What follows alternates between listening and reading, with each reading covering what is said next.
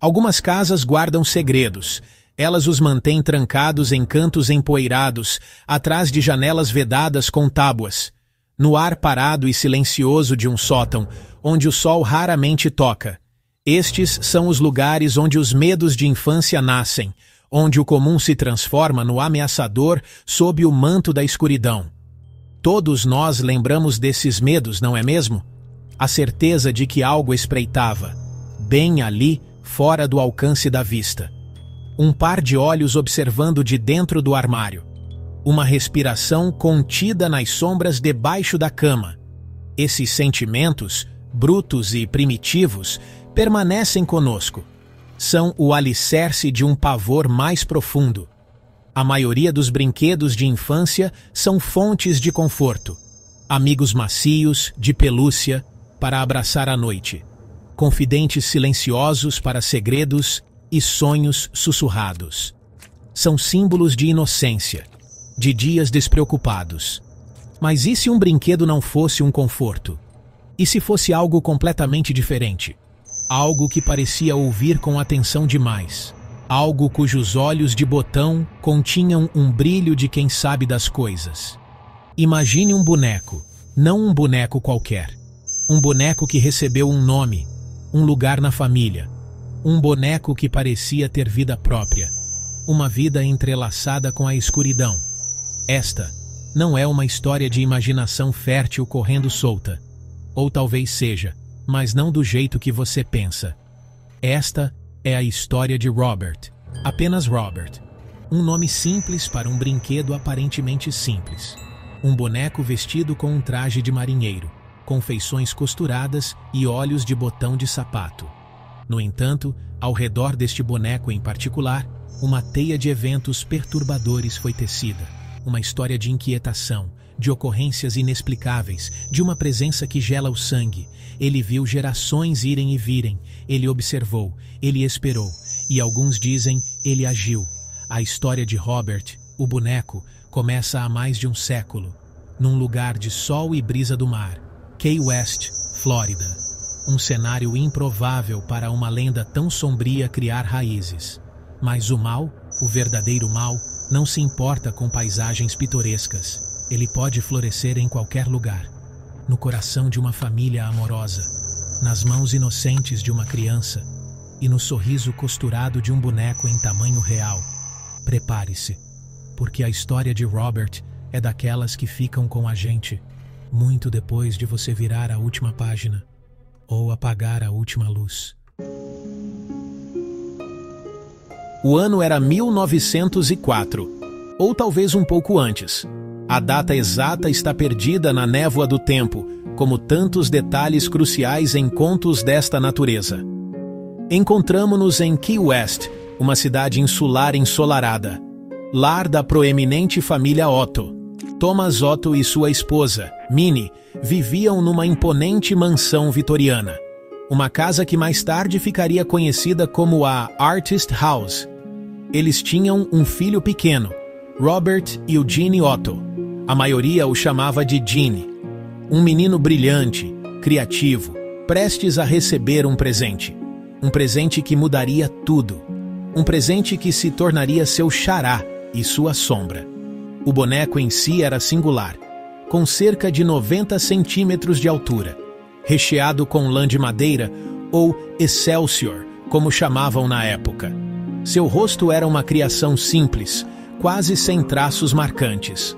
Mas seus olhos, aqueles olhos de botão, pareciam carregar um olhar muito, muito antigo. Estava vestido com um impecável traje de marinheiro branco. Algumas histórias dizem que o boneco foi comprado pelo avô de Gene, durante uma viagem à Alemanha. Um produto da empresa Steiff, a mesma famosa por seus ursos de pelúcia. Um belo presente para um garoto, algo para valorizar, algo para amar. Mas existe outra versão da origem de Robert. Um conto mais sombrio, mais sinistro. Esta versão sussurra sobre uma criada, uma que trabalhou para a família Otto. Talvez ela tenha sido maltratada, talvez guardasse rancor. Essa criada, dizem alguns, era versada nas artes do voodoo.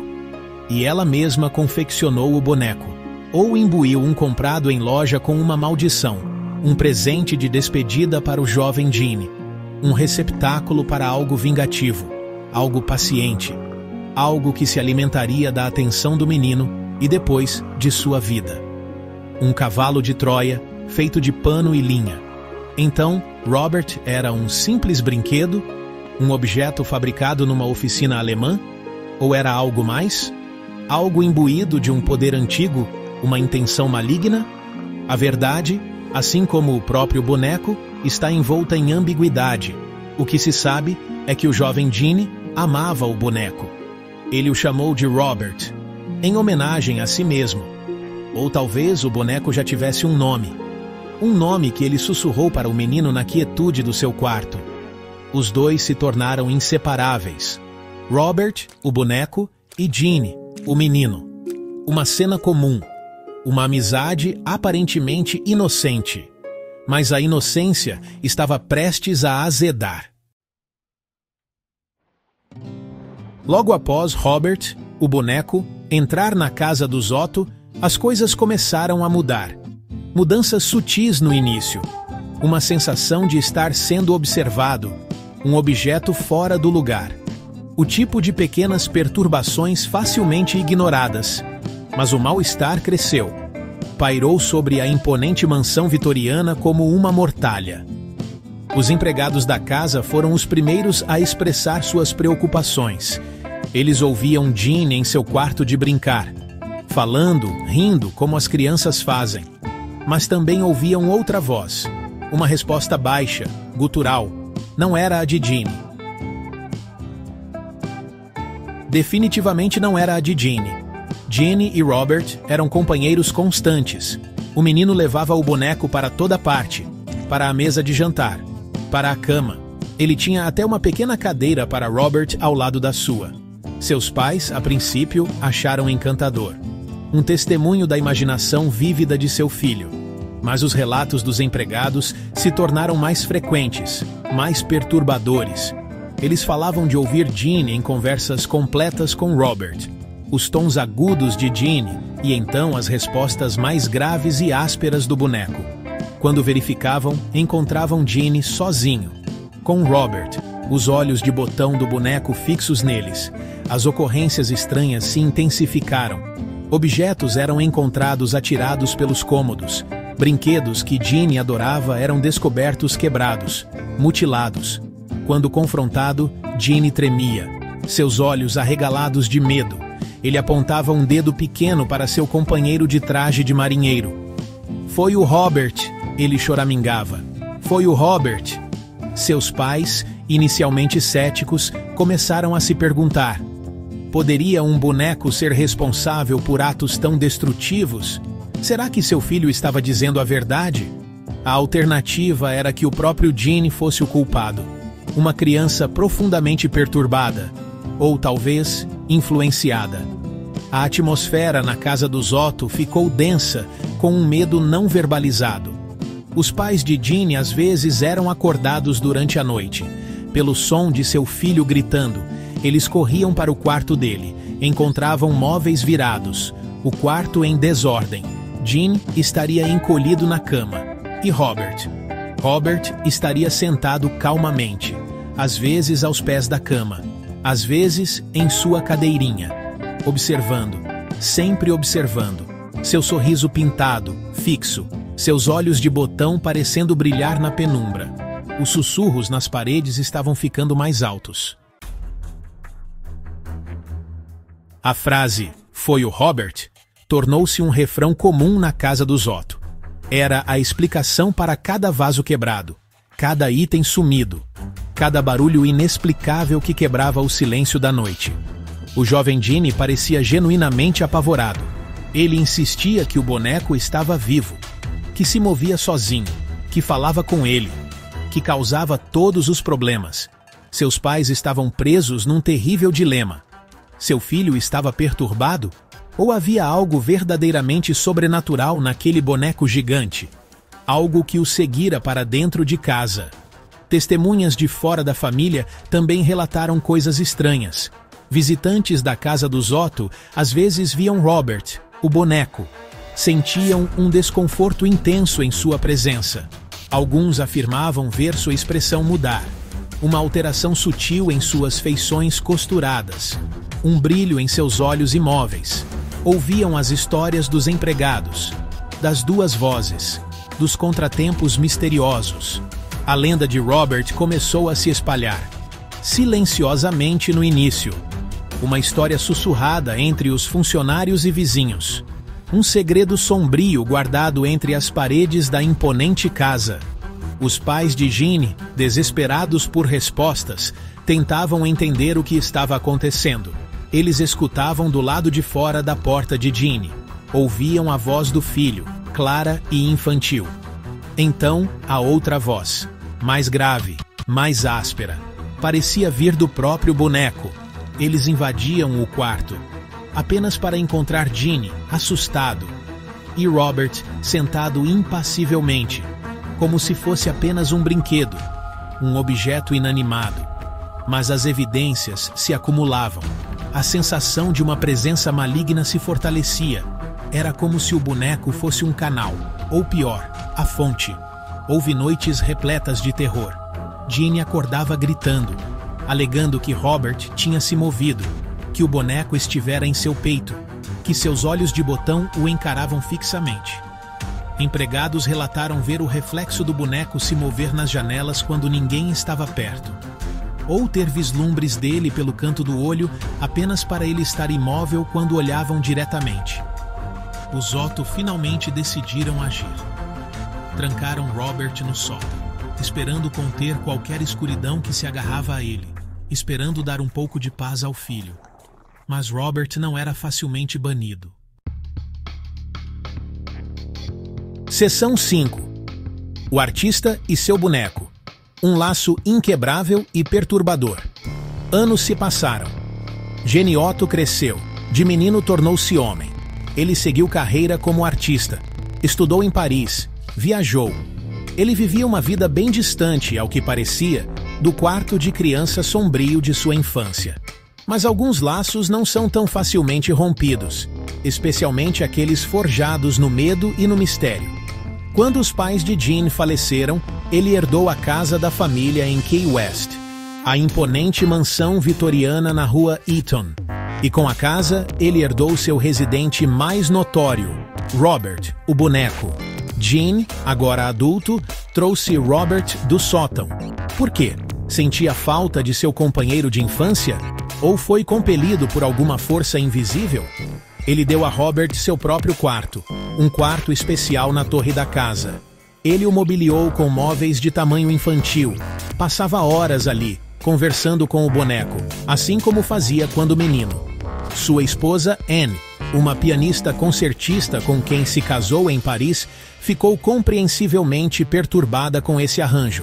Ela achava Robert perturbador, arrepiante. Ela insistiu que o boneco fosse mantido trancado. Apesar dos desejos de Anne, Robert era frequentemente encontrado fora do quarto da torre, sentado em sua pequena cadeira de balanço, observando a rua da janela. Vizinhos e transeuntes relatavam ver o boneco. Às vezes, sua posição mudava.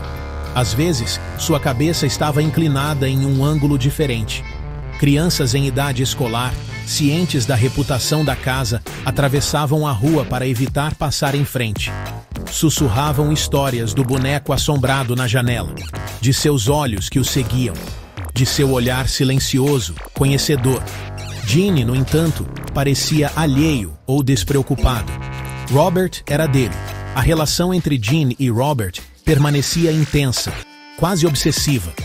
Alguns diziam que Jeanne não conseguia criar sua arte sem Robert por perto, que o boneco era sua musa, uma inspiração sombria. Outros acreditavam que Robert exercia um poder sobre Jeanne, um controle psicológico que nunca havia afrouxado. Anne ficava cada vez mais infeliz. Ela sentia a presença opressora do boneco por toda a casa. Ela ouvia os sussurros, as risadinhas tênues, o barulho suave de pezinhos quando nenhuma criança estava presente. Gap 2. A casa era de Jeanne, mas parecia que Robert era seu verdadeiro mestre. Seção 6. Ecos na casa vazia. A vigília de Robert continua. Jenny Otto viveu na Artist House com Robert até sua morte em 1974. Ele estava na casa dos 70 anos. Ele passara a vida inteira com o boneco. Uma vida inteira sob seu olhar silencioso e vigilante. Quais foram seus pensamentos finais? Será que ele realmente entendeu a natureza de seu companheiro de traje de marinheiro? Ele o temia? Ou, de alguma forma estranha, ainda o amava? Essas são perguntas que morreram com ele. Mas Robert permaneceu, inalterado, sem piscar, esperando na imponente mansão vitoriana, esperando pelo próximo capítulo de sua longa e perturbadora história. Anne, esposa de Jean, não ficou na casa por muito tempo após o falecimento dele. Talvez a presença de Robert fosse demais para suportar sozinha. Talvez as memórias e os sussurros finalmente a tenham afugentado. Ela vendeu a casa e se mudou. Consta que morreu alguns anos depois. A Artist House, com toda a sua história e seus segredos, ficou vazia por um tempo. Ou não totalmente vazia. Robert ainda estava lá. Trancado, dizem alguns. Mas tais medidas raramente o continham antes. Sua influência, ao que parecia, estava ligada à própria estrutura do edifício. Durante o tempo em que a casa esteve vaga, contos estranhos continuaram a circular. Pessoas que passavam a noite afirmavam ver luzes piscando no quarto da torre, o quarto de Robert. Ouviam ruídos fracos. Música, diziam alguns. Ou choro. Outros juravam ter visto a silhueta do boneco na janela, ainda observando, ainda esperando, como se estivesse guardando a casa. Ou talvez, simplesmente esperando o momento certo. Corretores de imóveis mostrando a propriedade supostamente encontravam o boneco em locais diferentes a cada vez. Apesar de ter sido guardado em segurança, sua presença era um peso palpável nos cômodos vazios. A casa acabou sendo vendida. Novos proprietários vieram e se foram. Mas a lenda de Robert, o boneco, persistiu. Crescia a cada relato, a cada novo evento inexplicado, a cada arrepio na espinha de um visitante. Robert estava se tornando mais do que apenas uma curiosidade local. Ele estava se tornando uma lenda, uma figura carimbada no folclore mais sombrio de Key West. Um testemunho silencioso da ideia de que alguns objetos podem conter mais do que apenas enchimento e costuras. Eles podem conter uma presença, uma vontade, e talvez uma maldição que sobrevive aos seus donos.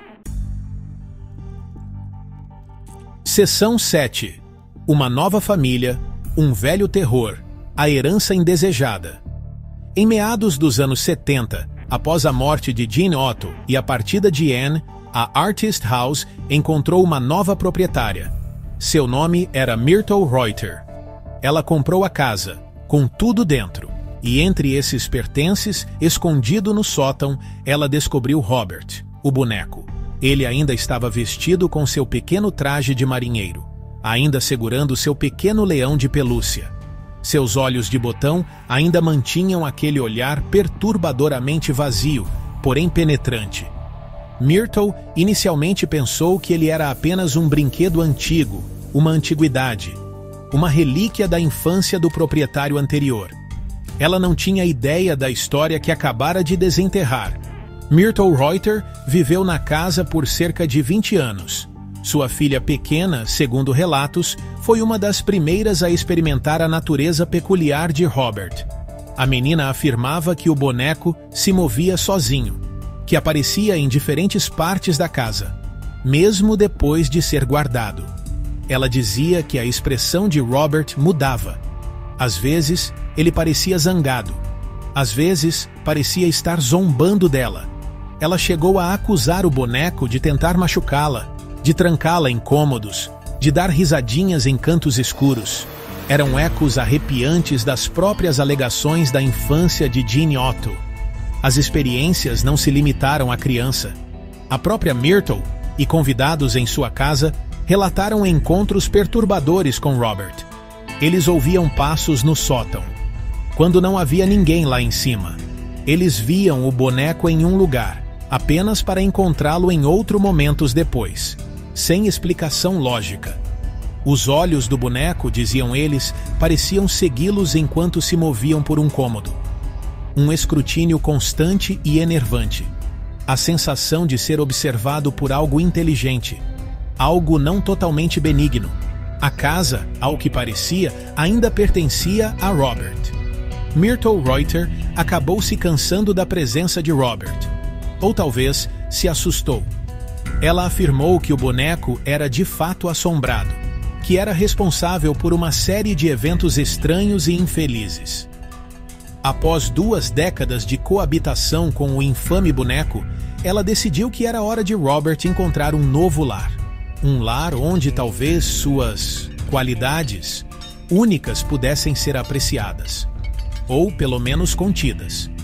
Em 1994, Myrtle doou Robert, o boneco, para o Museu Fort East Martello, em Key West, esperando finalmente se livrar dele. Mas a história de Robert estava longe de terminar. Seção 8. O residente mais infame do museu, a prisão de vidro de Robert. Robert, o boneco, agora reside no Museu Fort East Martello, em Key West. Ele é sem dúvida sua peça de exposição mais famosa e perturbadora. Ele fica dentro de uma caixa de vidro. Para a proteção dele? Ou nossa? Ele ainda está vestido com seu conhecido traje de marinheiro branco, embora desbotado e gasto pelo tempo. Ao seu lado, senta-se seu pequeno leão de pelúcia, um companheiro através de incontáveis décadas de observação silenciosa. Seus olhos de botão encaram os milhares de visitantes que vêm vê-lo todos os anos, atraídos por sua reputação arrepiante e sua aura inegável. Funcionários do museu e visitantes relatam uma infinidade de fenômenos estranhos na presença de Robert. Câmeras e aparelhos eletrônicos inexplicavelmente dão defeito, pifam. Baterias descarregam de repente. Orbes de luz aparecem em fotografias tiradas dele, mesmo quando nenhum flash é usado. Algumas pessoas sentem pontos frios repentinos ao redor de sua exposição. Outras sentem uma onda de náusea ou ansiedade intensa. Muitos afirmam ver sua expressão mudar. Um sorrisinho sutil. Um estreitamento de seus olhos vazios, como se ele estivesse reagindo à presença deles, aos seus pensamentos, aos seus medos. Um dos aspectos mais curiosos da permanência de Robert no museu são as cartas. O museu recebe centenas de cartas endereçadas a Robert todos os anos. Muitas delas são cartas de desculpas, de visitantes que acreditam ter desrespeitado o boneco. Talvez tenham rido dele, ou tirado sua fotografia sem pedir permissão. Eles escrevem para Robert, implorando seu perdão, suplicando para que ele suspenda a maldição de azar que acreditam que ele lançou sobre eles. Acidentes de carro, perda de empregos, doenças, relacionamentos desfeitos, tudo atribuído ao descontentamento de Robert. A equipe do museu trata Robert com uma mistura de respeito e cautela. Eles dizem bom dia e boa noite para ele. Eles o manuseiam com cuidado quando sua vitrine precisa ser limpa. A lenda dita que se deve sempre pedir permissão a Robert antes de tirar sua fotografia ou gravar um vídeo. Se você não o fizer, ou se ele negar a permissão, alguns afirmam sentir uma resposta negativa, você corre o risco de incorrer em sua ira. As paredes ao redor de sua exposição estão cobertas com essas cartas, testemunhos do medo e da superstição que Robert continua a inspirar, mesmo por trás do vidro. Seção 9. Uma pergunta no escuro. Você se atreveria a encontrar Robert? Robert, o boneco, permanece um enigma. Ele é meramente um brinquedo antigo, imbuído dos medos e imaginações coletivas de gerações, ou há algo mais nele? Algo genuinamente sobrenatural, um receptáculo para um espírito inquieto, ou um objeto amaldiçoado executando uma vingança de décadas. As histórias persistem, os relatos de testemunhas oculares se multiplicam. O arrepio no ar ao redor de sua caixa de vidro é inegável para muitos. Ele sobreviveu ao seu dono original. Ele sobreviveu a famílias. Ele continua sua vigília silenciosa. Sua influência alcançando muito além das paredes do museu. As histórias de Chucky, o boneco assassino dos filmes, são ficção. Puro terror de Hollywood. Mas a inspiração para Chucky, muitos acreditam, veio da história muito real e muito perturbadora de Robert, o boneco. A ideia de um brinquedo de criança se tornando malévolo. Da inocência corrompida em algo aterrorizante. Isso ressoa profundamente, porque a história de Robert não está confinada a uma tela. Ele existe. Ele tem uma história. Um rastro documentado de inquietação e eventos estranhos que se estende por mais de 100 anos. Ele é uma ligação tangível com o estranho, com o inexplicável. Pessoas ainda viajam de todas as partes do mundo para vê-lo, para ficar diante de sua caixa de vidro, para espiar aqueles olhos de botão sem vida. Alguns vêm como céticos, outros como crédulos. Muitos saem com uma sensação de profunda inquietação, com uma história para contar, com um respeito recém-descoberto pelas coisas que não podemos explicar. Eles lhe enviam presentes, doces, brinquedos, bugigangas, talvez como oferendas, talvez como gestos de paz, tentando ficar do lado bom de qualquer entidade que resida naquela forma costurada e recheada. Sua lenda só se fortalece a cada ano que passa. Então, a pergunta final paira no ar. Como partículas de poeira num raio de sol, ou um sussurro num quarto vazio. Se você estivesse em Key West, se você andasse pelos corredores do Museu Fort East Martello, você procuraria por Robert? Você ficaria diante dele? Você se atreveria a olhá-lo nos olhos? Pediria permissão para uma fotografia? Ou sentiria um arrepio na pele?